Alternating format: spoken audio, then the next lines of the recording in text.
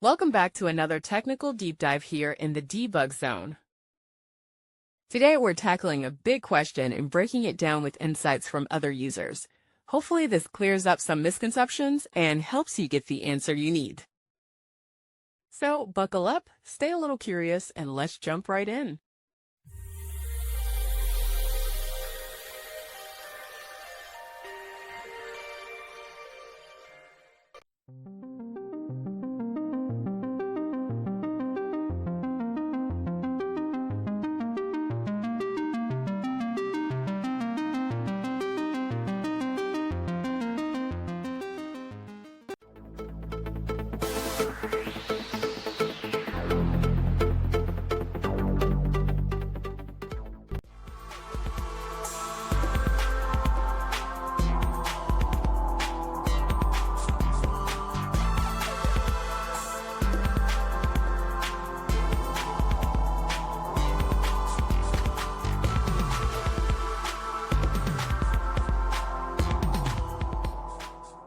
And that's a wrap.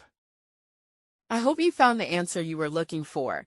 If you did, take a second to hit that subscribe button. It really helps out. And let me know in the comments which solution worked best for you. See you next time in the debug zone.